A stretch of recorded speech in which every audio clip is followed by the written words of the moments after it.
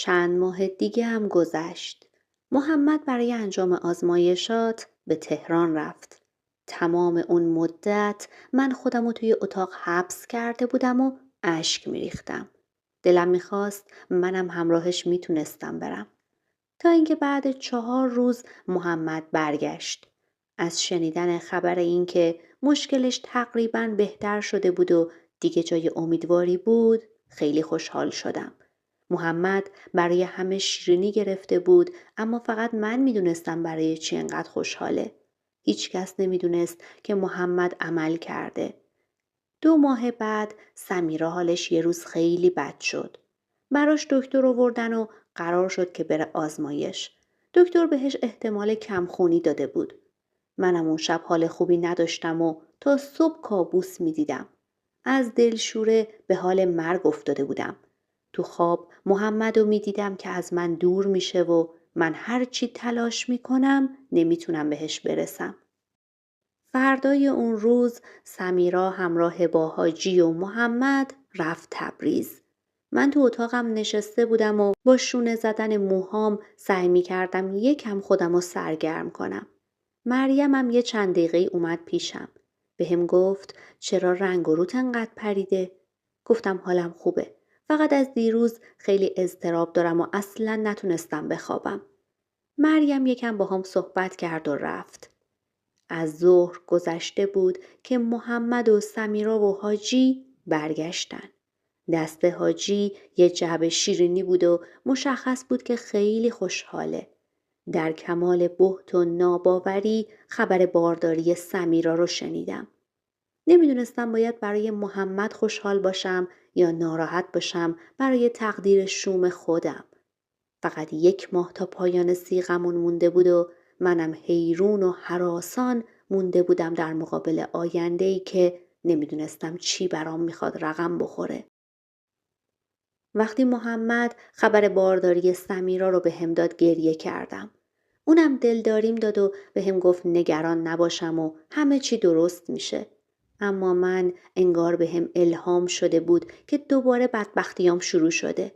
میدونستم هر کی راضی بشه سمیرا و حاجی محاله که با موندن من کنار محمد کنار بیان. چه حالی داشتم اون روزا. حتی جرأت توصیفشم ندارم. محمد دیگه شبا پیش من نمیخوابید. یعنی سمیرا نمیذاشت. ویار نداشت، اما هر روز خودشو میزد به قش و ضعف و منم متوجه بودم برای اینکه بتونه محمد رو بکشه سمت خودش این کارا رو میکنه. خدا منو ببخشه، اما من دائم دعا میکردم که اون بچه نمونه. نه به خاطر اینکه خودم بچه بیارم و نه، فقط به خاطر ترس از آوارگی. چند روز بعد از اون روز کذایی یه بار که رفته بودم تو حیاط قدم بزنم حاج فیاض صدام زد. دستام آشکارا میلرزید و نفسی برای کشیدن نداشتم. حس می کردم الانه که بیفتم زمین. از شدت اضطراب و وحشت پاهام یاری راه رفتن نداشت، اما با هر زحمتی بود خودمو بهش رسوندم و سلام کردم. بهم گفت سلام دختر، میدونی که عروس من بارداره. مدت صیغه شما هم داره تموم میشه. منتظر باش که به زودی باید از اینجا بری. من از اولم میدونستم برای اثبات مردونگی محمد نیازی به وجود تو نیست. دوست ندارم زیاد دور و بر محمد و سمیرا بپلکی. نمیخوام یه وقت اتفاقی برای نوم بیفته. اون حرف میزد و من سرم گیج میرفت و به زور سر پا ایستاده بودم. حاجی پشتشو کرد و رفت. منم دیگه نتونستم خودم رو کنترل کنم. پاهام سست شد و همونجا نشستم.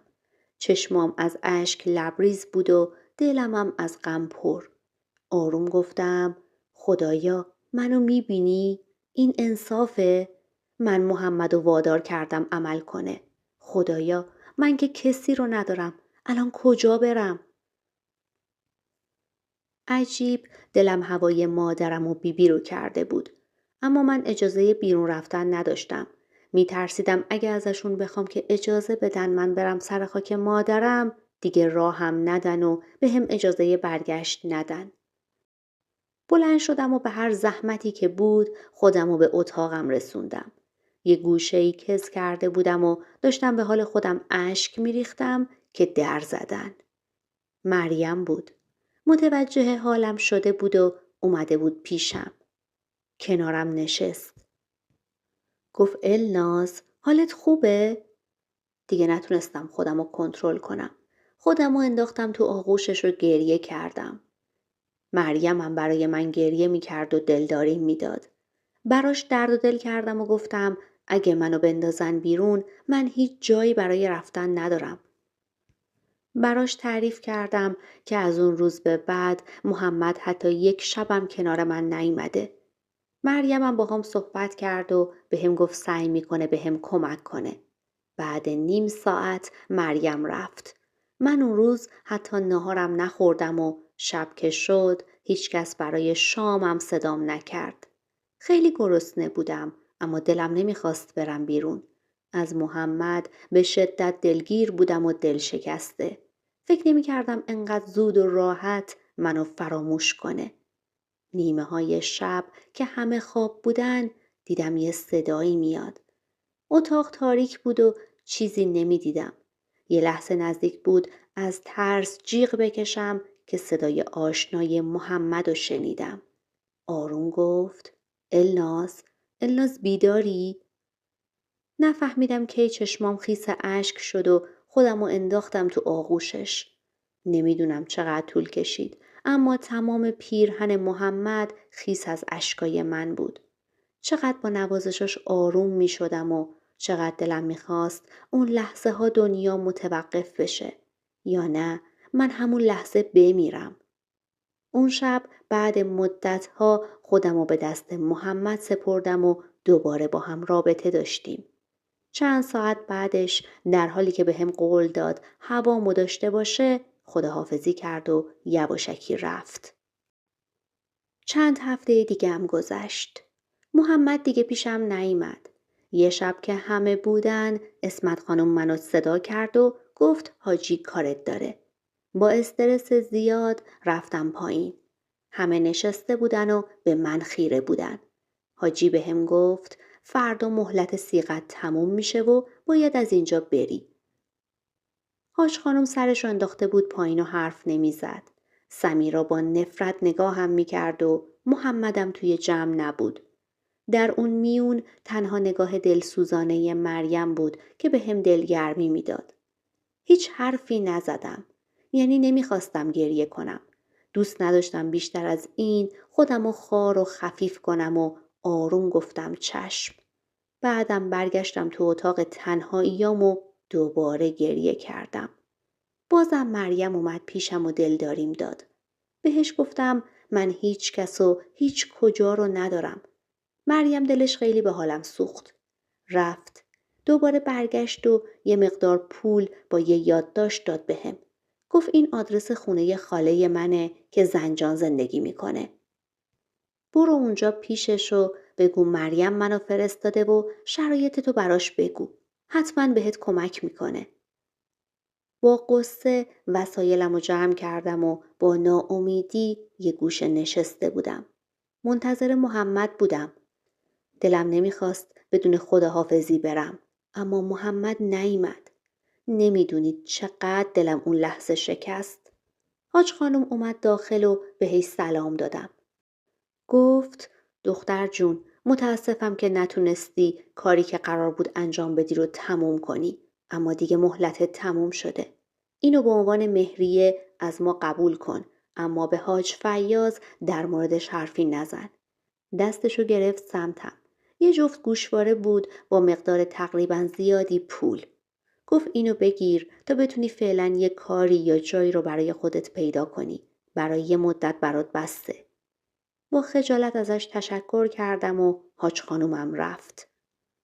دیگه وقتش بود. باید میرفتم. وسایلم که فقط یه ساک کوچیک بود گرفتم دستم و راه افتادم. موقع خارج شدن نگاه آخرم و به اتاق آرزوهام انداختم. هر چقدر تلاش کردم گریه کنم نشد. گوشه گوشه این اتاق برام یادآور خاطرات محمد بود. ناتوان و خسته تر از همیشه از پله ها رفتم پایین.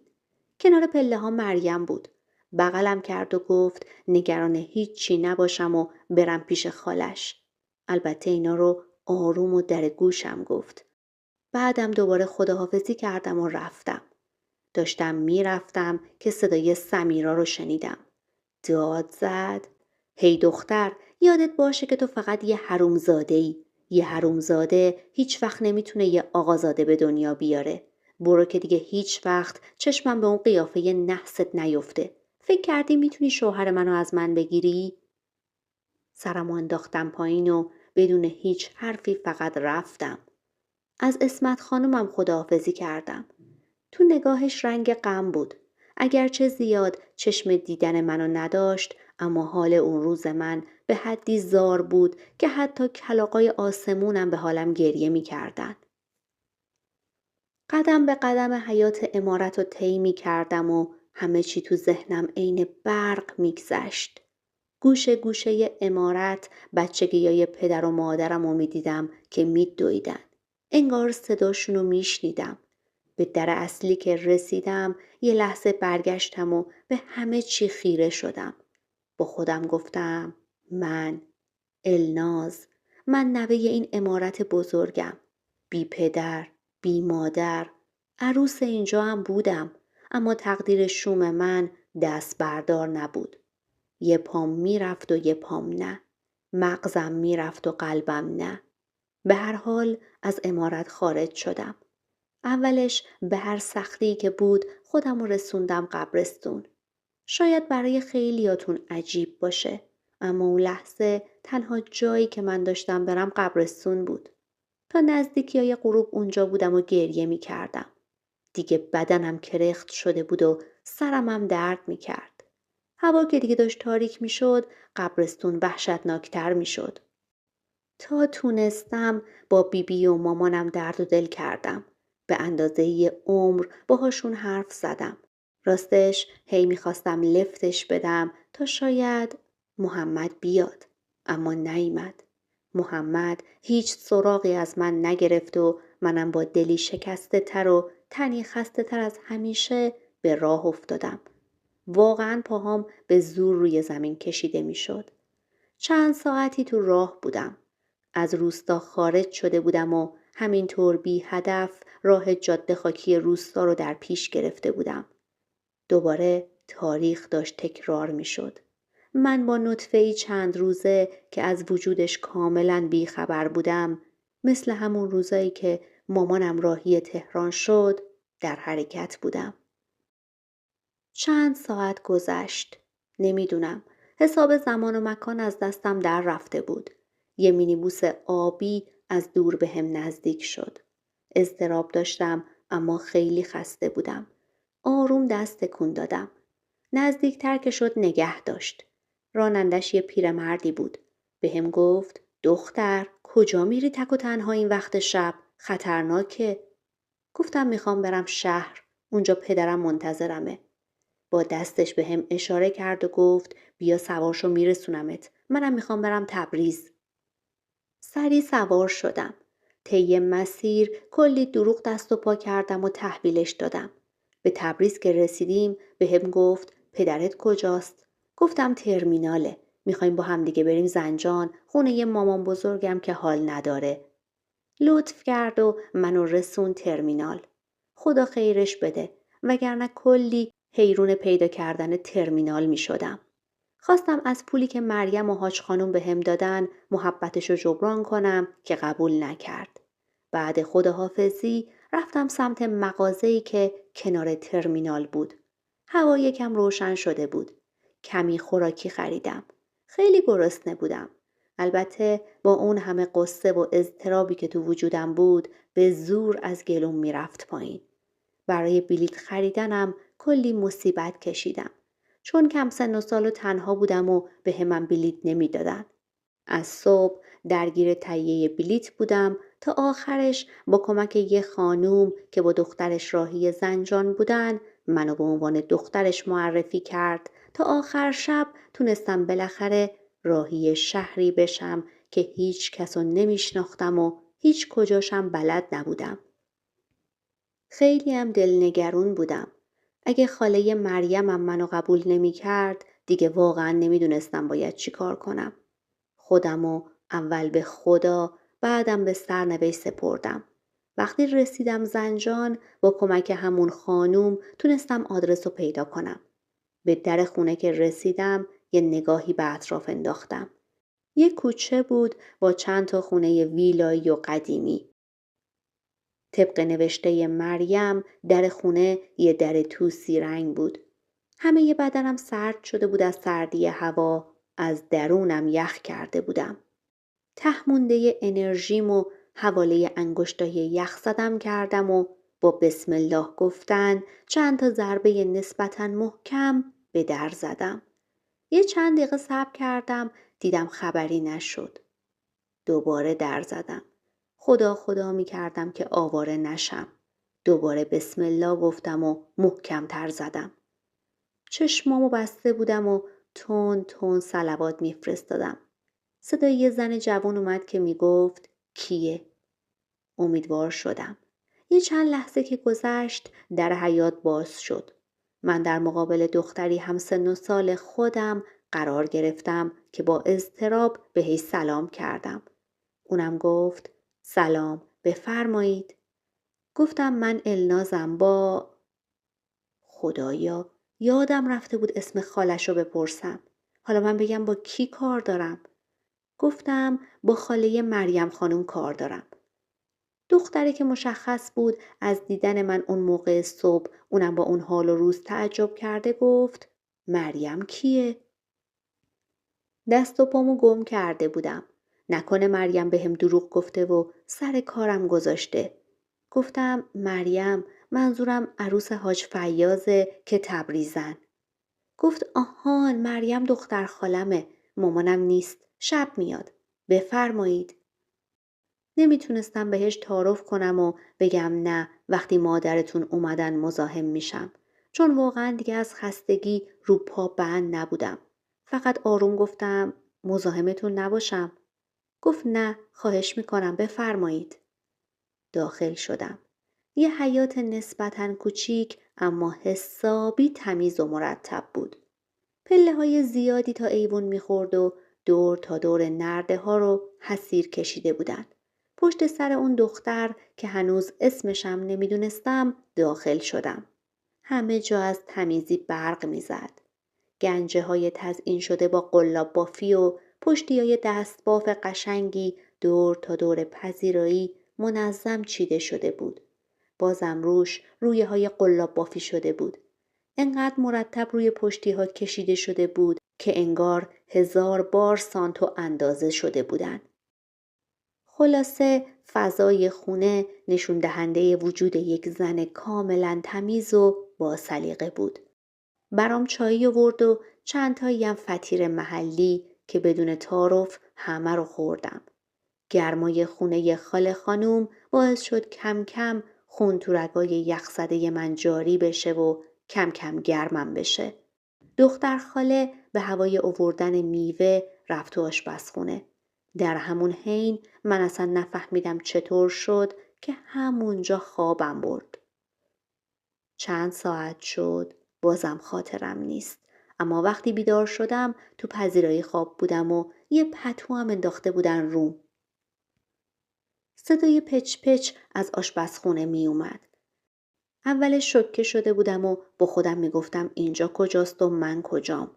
بلند شدم خودمو جمع و جور کردم و یادم افتاد که کجام. ناخودآگاه صداها رو شنیدم. اولش صدای یه آقایی اومد. داشت می گفت مادر فقط چند روز مراقب سوگند باش میام میبرمش. نمیخوام همراهم باشه. صدای یه خانومی در جوابش گفت حسن مادر آخه اینطوری شما هی این بچه رو آلاخون بالاخون میکنید که آخرش چی بشه؟ مرد جواب داد نمیدونم مادر به خدا کلثوم قبول نمیکنه. دوباره صدای زنونه گفت خب تو باید بهش بگی این کارا درست نیست. نه اینکه عقلتو بدی دست اون تا هر بلایی که دلش میخواد سر این طفل معصوم بیاره. این که نشد زندگی آخه این بچه تفلک چه گناهی کرده؟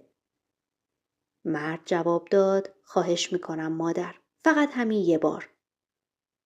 چند لحظه بعد دیدم یه دختر 4-5 ساله با چشمای قشنگ آبی و موهای روشن و پوست سرخ و سفید اومد تو پذیرایی. از دیدنش دلم ضعف رفت به خدا. تا نگاه منو دید سریع فرار کرد و گفت آنا آنا مهمونت بیدار شد. فرصت نکردم خودم رو مرتب کنم. خاله اومد و من سریع سلام دادم. از جام بلند شدم. جواب داد و گفت خوبی دختر جان؟ خوب خوابیدی؟ گفتم بله ببخشید من نفهمیدم چطور شد. خاله جواب داد ثریا میگه مریم تو رو فرستاده. گفتم بله من و مریم پیش شما فرستاد و گفت میتونم پیشتون بمونم. هیچ کس رو ندارم. موقع گفتن کلمه هیچکس چشمام پر اشک شد. دست خودم نبود. خاله خانوم برق و روشن کرد و گفت قدم سر چشم دختر جون چرا ایستادی؟ بشین. اون شب کنار خاله خانوم و دخترش ثریا و نوش سوگند شام خوردیم. موقع خواب ثریا پیش من و سوگند با خاله خوابید. یه 3 روز از اومدنم میگذشت و به شدت معذب بودم. احساس سربار بودن امونمو بریده بود. این چه سرنوشتی بود که من همه جا احساس اضافی بودن داشتم. بعد از ظهر کنار خاله خانم نشستم و اونم داشت از سماور چای دارچین خوش رنگی برام میریخت و گذاشت جلوم. اندازه یه دنیا غم رو دلم سنگینی میکرد و ناخودآگاه زدم زیر گریه. اونم اومد نزدیک و بغلم کرد. گفتم خاله میدونم من مزاحم شما اما به خدا جایی رو ندارم برم. بعدم شروع کردم از زندگیم براش گفتن. خاله دستای منو توی دستش گرفته بود و گاهی با گوشه روسریش اشکشو پاک میکرد. گفتم خاله تو رو خدا برای من یه کار پیدا کن. من همه کارهای خونه رو میتونم انجام بدم و خرجمو در میارم. نمیخوام سربار شما باشم. خسته شدم از این همه بلا تکلیفی. اون شب خاله آب پاکی رو ریخ رو دستم. به هم گفت نمیذاره که من از پیشش برم و گفت تا وقتی زنده ام نمیذارم تو کمبود هیچ چی رو حس کنی. هر کاریم کردم اون مبلغ پولی که پیشم بود که حاج خانوم به هم داده بود و از من قبول نکرد. گفت اونو نگه دار برای خودت. منم اینجا انقدر دارم که تو نیاز نباشه خرج خودتو در بیاری. خوشحال بودم و راضی اما هنوزم ته دلم دل شکسته ترین بودم. هر لحظه به جون مریم دعا می کردم که منو فرستاد اینجا. 2-3 ماهی گذشت. توی اون مدت فهمیدم که خاله 2 دختر داره و 2 پسر. یه دخترش اسمش ربابه بود که 3 بچه داشت و تبریز زندگی می کرد. بعدش یه پسر داشت به اسم احمد که اونم زن و بچه داشت و اونم تبریز بود. سومی حسن بود که زن داشت و یه دخترم به اسم سوگند. زنش معلم بود و حسنم مسافر کشی می کرد. سوگندم که بیشتر اوقات خونه خاله بود. ثریا هم دختر آخری بود که 2 سال از من بزرگتر بود و مجرد. رابطم با ثریا خیلی صمیمی شد. طوری که خاله مجبورم کرد با ثریا برم کلاس خیاطی. هر کاری کردم حتی نذاشت هزینه ها رو حساب کنم. همه چیزو خودش به عهده گرفت و من شاکر خدا و دستبوس خاله بودم. یه بار ثریا به هم گفت الناز با ما تعارف نکن. هر وقت عادت بودی یا هر وسیله احتیاج داشتی با ما راحت باش. چند وقت اینجایی و هیچ وقت ندیدم چیزی بگی یا چیزی بخوای. با خودم فکر کردم آره راست میگه. من توی این چند ماه عادت ماهانه نشدم. راستش حتی شکم نکرده بودم. فکر میکردم من که دیگه شوهر ندارم و همچین چیزی غیر ممکنه. از نظر ظاهریم تغییری نکرده بودم. فقط اشتهام یکم بهتر شده بود و یکم آب زیر پوستم رفته بود که اونم زده بودم به حساب این که اینجا پیش خاله و ثریا حالم بهتره و خاله هم خیلی خوب به هم رسیدگی میکنه. مکسی کردم و گفتم باشه اما من چند وقته که عادت نشدم. ثریا یکم به هم نگاه کرد و هیچی نگفت. فرداش خاله منو به کناری کشید و گفت الناز جان مادر مطمئنی تو باردار نیستی؟ با شنیدن این حرف جا خوردم. اما بلافاصله گفتم بله خاله مطمئنم. اما خاله بهم گفت روز شنبه اینجا یه دکتر زنان خیلی خوب میاد. بهتره یه نسخه بری پیشش. حتی اگه نباشیم شاید بدنت ضعیف شده که عادت ماهانه نمیشی. هی از من نه و از خاله اصرار. بالاخره قرار شد این هفته که امتحان خیاطی داشتم نه، اما هفته دیگه برم پیش دکتر. امتحانمو دادم و مرحله مقدماتی خیاطی رو هم من قبول شدم هم ثریا. خیلی خوشحال بودم. میتونستم از این به بعد با خیاطی کردن کمک خرج خاله باشم. بیشتر لباسایی هم که من و ثریا میدوختیم برای سوگند کوچولو بود. این دختر رو خیلی دوست داشتم. اما خیلی زود فهمیدم مامانش زیاد پایبند به خانواده نیست و مدام با حسن جنگ و دعوا داشت و این طفل معصومم یا وسط دعوا بود یا پیش ما. خلاصه اون هفته هم گذشت. هفته دیگش من به همراه خاله رفتم پیش دکتر. از حضور خاله خیلی خجالت میکشیدم و شرمنده بودم. در کمال ناباوری دکتر برام آزمایش نوشت و فرداشم رفتم آزمایشگاه. 2 روز طول میکشید تا جوابش بیاد. اون 2 روز برای من مثل 2 قرن گذشت. درست یادمه. وقتی روبروی دکتر نشستم گفت مبارک باشه شما بارداری. انقدر شوکه شدم که دیگه هیچ کدوم از حرفای دکتر رو نشنیدم. از مطب که اومدم بیرون تا خونه خاله فقط اشک ریختم. شاید اگه چند ماه پیش این خبر رو میشنیدم خوشحال میشدم. اما الان نه. الان به هیچ وجه خوشحال نبودم. اون روز تا تونستم تو بغل خاله زار زدم. گفتم من بچه رو نمیخوام. خاله اصرار داشت که ما باید به مریم و محمد و حاج فیاض خبر بدیم که من مانع شدم. دیگه محمد رو دوست نداشتم. محمدی که میدونست من چقدر عاشقشم اما هیچ سراغی از من نگرفته بود. محمدی که با خبر بارداری سمیرا اون همه زحمتی که من برای عملش کشیده بودم و نادیده گرفت و دست به دست خونواده‌اش منو مثل یه آشغال پرت کرد از زندگیش بیرون. من دیگه اون محمد رو نمیخواستم. محمدی که میدونست من بی پناهم اما پناهم که نشد هیچ منو بی پناه درم کرد. دیگه نمیخواستمش. از خدا هم خیلی دلگیر بودم. چرا اون موقع که من تو امارت بودم باردارم نکرد؟ حالا که کیلومترها با محمد فاصله داشتم و داشتم کنار خاله به آرامش میرسیدم با باردار کردنم همه آرامشم رو از من گرفته بود. به خاله گفتم میخوام بچه رو سقط کنم. خیلی ناراحت شد.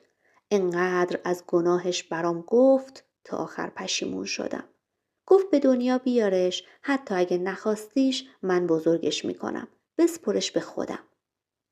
چند ماه دیگه هم گذشت. من 7 ماهگی درد بدی گرفتم و وقتی رفتم بیمارستان تو 7 ماهگی بچم به دنیا اومد. با وزن 2 کیلو و 200. وقتی چشم باز کردم دیدم تو بخشم. تختای کناری همه دور و برشون شلوغ بود و شوهراشون با دست گل و شیرینی اومده بودن عیادتشون. اما من چی؟ حتی دلم نمیخواست بچه‌مو ببینم. بچه‌ای که اسم هیچ پدریم تو شناسنامش نبود. درست مثل خودم. بی هویت. اشکام جاری شد و سرمو تو بالشت فرو کردم و گفتم خدایا این همه بی‌هویتی فقط سهم من و بچمه. همونطوری که سرمو کرده بودم زیر پتو و اشک میریختم دیدم خاله اومد بالا سرم. دستی به سرم کشید و گفت الناز جان مادر پتو رو بده کنار عزیزم گریه نکن. پاشو ببین خدا چه پشت و پناهی بهت هدیه داده. یه پسر قند عسل به دنیا آوردی که تا آخر عمر نوکر مادرشه. پاشو مادر، پاشو طفل معصوم گرسنه است. پاشو قربونت برم. چقدر من این پیرزن رو دوست داشتم. خاله جای همه کسمو برام پر کرده بود. بلند شدم نشستم.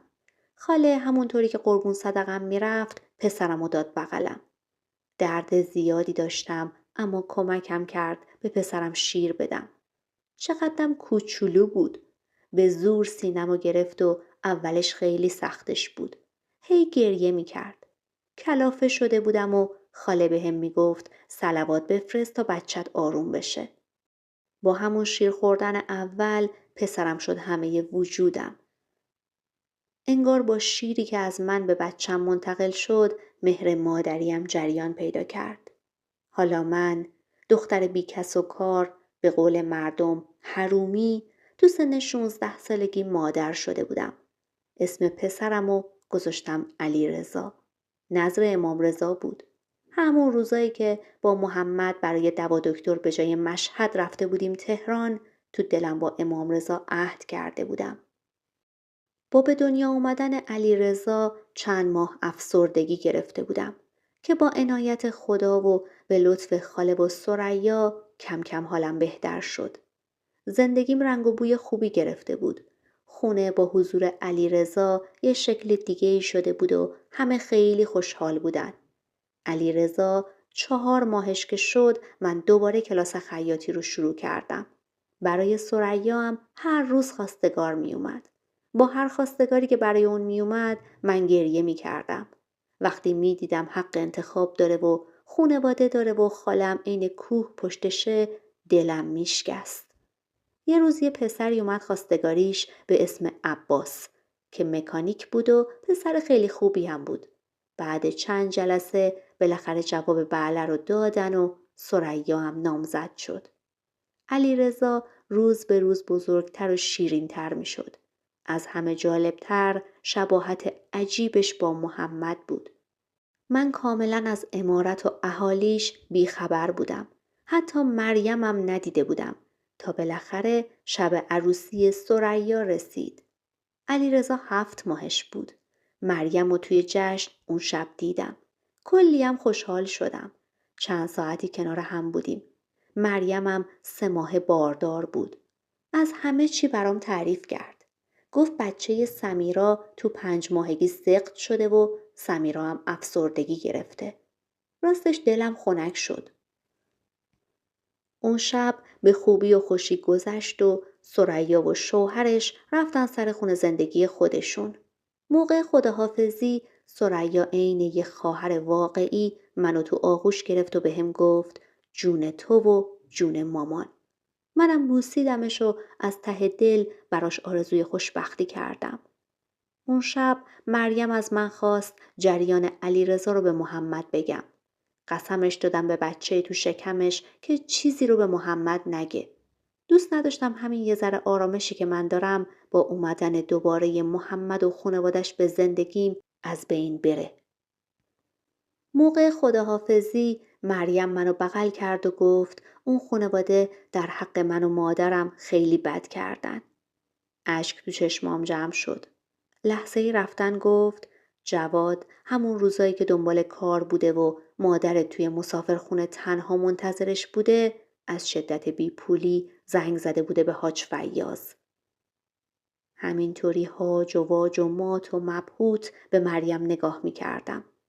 مریم محکم بغلم کرد. گفت اجازه نداشته تا همینجاشم به هم بگه. اما یه روزی همه چی رو برام تعریف میکنه. مریم اون شب رفت و من تو بیخبری و 1000 سوال موندم. اما چون دقیقاً لحظه آخر این حرفا رو زده بود نتونستم بیشتر ازش بپرسم. گذشت و گذشت. من خیلی پیشرفت کرده بودم.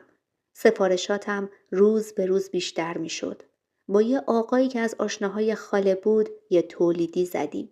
خدا رو شکر کارمون خیلی زود سر و سامون گرفت و در عرض کمتر از 17-18 ماه تولیدیمون شد یکی از بهترین و پرکارترین تولیدی های زنجان.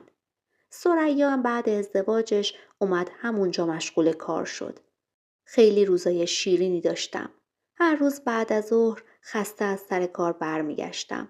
علیرضا که تازه راه افتاده بود با پاهای کوچولوش میدوید سمتم و خاله خانوم چای دارچین خوش عطرشو میذاشت جلو. منم همه خستگیامو کنار علیرضا با خوردن چایی همونجا در میکردم. متاسفانه عمر خوشی‌های ما کوتاه شد. یه شب سرد پاییزی وقتی علیرضا 2 سال و نیمش بود خبر فوت حسن و همسرش تو تصادف و به خاله دادن. چه ضربه روحی بزرگی بود غم از دست دادن پسر و عروسش. دیگه لبهای خاله به خنده باز نشد. از اون روز حالش بد و بدتر شد و انواع و اقسام بیماری ها به جونش ریخت. دلم براش خیلی میسوخت. سوگند و اوورد پیش خودش و شد سرپرستش. هر بار که به سوگند نگاه می کردم دلم ریش می شد. من عین پروانه دور خاله و سوگند می چرخیدم. خاله همه چیز و همه کس من بود. سوگند و تنهاییشم منو یاد خودم مینداخت. شبا کنار خودم میخوابوندمش و تو آغوش من به خواب میرفت. همه دنیای من شده بود نوازش و لالایی گفتن برای سوگند و علیرضا. کم کم تونستم گذشتم و فراموش کنم و به زندگی جدید عادت کنم. همه اینا رو مدیون مریم و خاله مهربونش بودم. به زور تونستم برای علیرضا یه شناسنامه به نام خودم بگیرم. مدام میرفتم دادگاه و تو پله‌های دادگاه میشستم و اشک میریختم. دلم نمیخواست این بچه هم مثل من انگ حرومی بهش بخوره. تا اینکه بالاخره مریم برام برگه صیغه نامه‌مو از امارت پیدا کرد و فرستاد. اما به قاضی ماجرای زندگیمو گفتم و خاله‌ام شهادت داد و کمکم کرد و قاضی قبول کرد به اسم خودم برای علیرضا شناسنامه بگیرم. علیرضا 3 سالش رو رد کرده بود که توی تولیدیمون که حالا حسابی هم پیشرفت کرده بود یه نیروی جدید اومد. موسا دوست همون شریکم بود که برای کار به ما ملحق شد. یه پسر آروم و سر به زیر که خیلی زود باهاش انس گرفتیم. دقیقاً شب سال نو بود که با یه شاخه گل از من خواستگاری کرد. از خودش گفت. پدر و مادرش رو تو بچگی از دست داده بود و عمش اونو بزرگ کرده بود. یه جورایی مثل خودم غم و درد بی کسی رو کشیده بود و میفهمید. من اون روز انقدر شوکه شدم که حتی نمیتونستم یک کلمه جواب بدم.